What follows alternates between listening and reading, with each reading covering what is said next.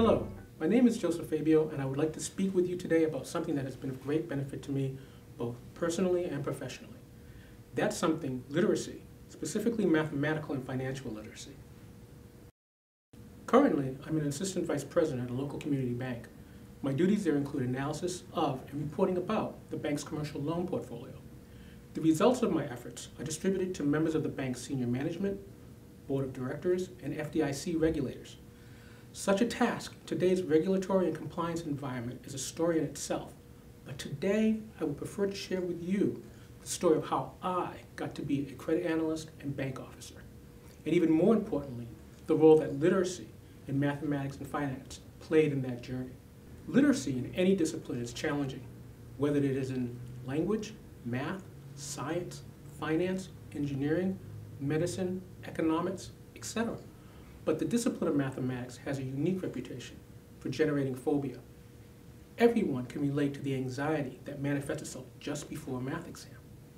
Culturally, the United States does not value math skills and technical competency very highly. Celebrities in our society rarely are of the intellectual brand. Given these inherent characteristics and incorrectly perceived lack of value, it is not a surprise that mathematical literacy is something that people tend to avoid. But like many things in life, the effort and commitment needed to gain literacy in any discipline, and especially mathematical and financial literacy, is warranted by the benefit that is gained by doing so. That is how it was for me, and the journey is not over yet. Interestingly enough, the effort to gain mathematical and financial literacy was not initially a conscious one on my part. It was a matter of necessity. If I wanted to do better with my life, I had to acquire the skills needed to do so. And there was a lot for me to learn because, you see, I did not finish high school. My decision to drop out of school was one of the hardest choices that I have made in my life, and one that I regret immensely. At that young age, I had no idea of the path I had placed myself on and the challenges that would present themselves. Fortunately, I was smart, and I was lucky. Even having successfully passed my GED, I would not have made the same choice today. I found myself working low-paying jobs that provided little to no respect for the contribution I was making.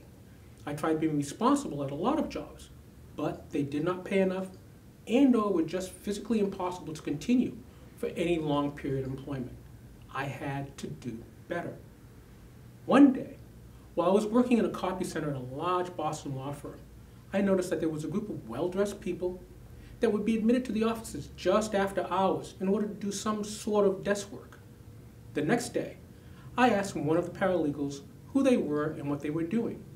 She answered that they were temp employees, hired to do administrative work after hours, and for an amount that was 3 to 4 times what I was making for compensation. That information was enough for me to register the following day with a temporary employment agency for work. But of key importance here was I made sure that the agency provided free computer training.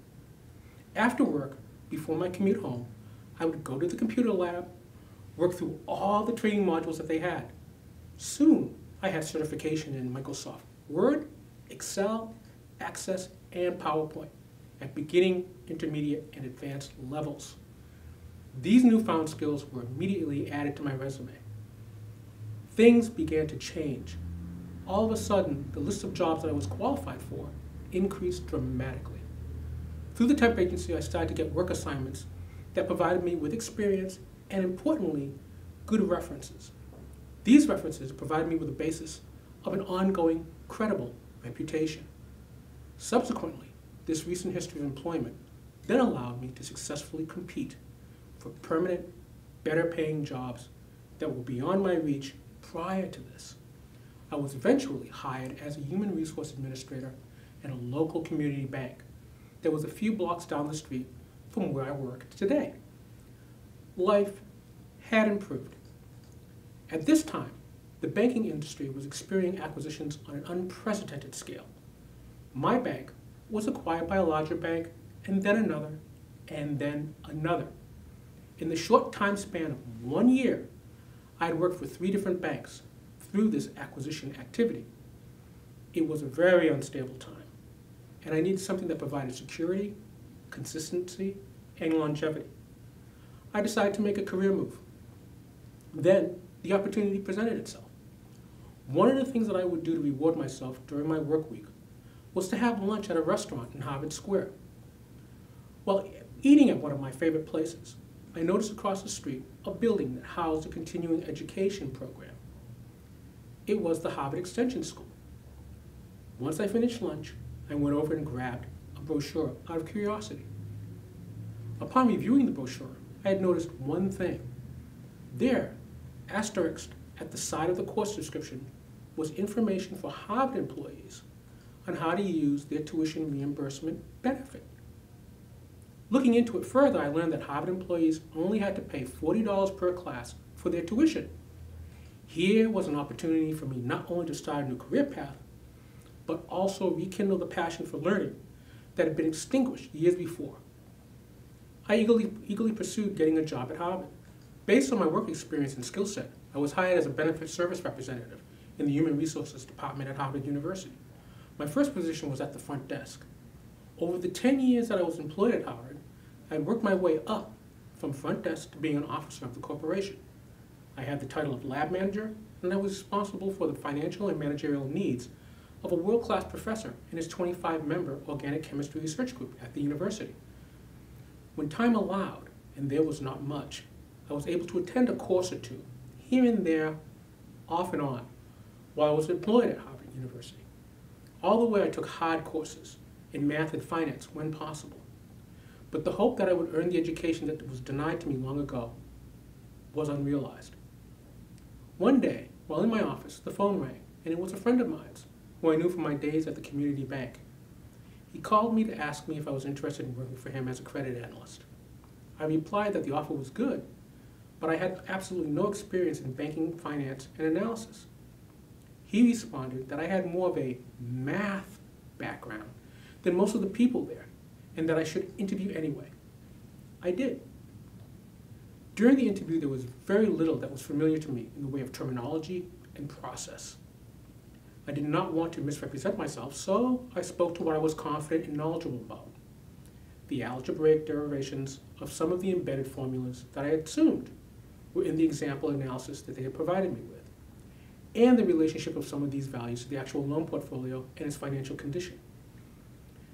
After I finished my expository, the vice president turned to her assistant and said, "I want him to fill out an application today." On that application was a box that asked for how much I wanted to make for salary compensation.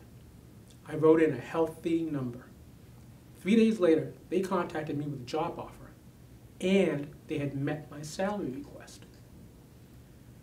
I had been at that bank for 5 years, during which time I've been promoted from a credit analyst to an assistant vice president, and have been given key responsibility for the analysis and reporting on the entire commercial loan portfolio.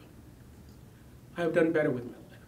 I have been at the bank for 5 years, during which time I have been promoted from a credit analyst to an assistant vice president, and have been given key responsibility for the analysis and reporting on the entire commercial loan portfolio.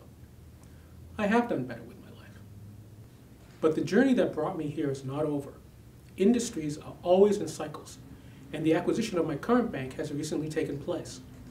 Once again, I realized the opportunity to take stock of my education, skills, experiences, and accomplishments in order to apply them to the next step up for me. I have founded a business competitive intelligence firm that provides the best of my employment experience and analytical skills, plus the academic contacts and professional network that I've developed over the years to answer the challenges faced by my corporate clients. And, oh yes, I will continue to work towards earning my college degree. I owe it to myself and to others that I do so. Because with commitment, effort, and discipline, many of the things that you can't imagine are possible. Just find what works for you, for your situation, your interest, no matter how challenging or how long it takes.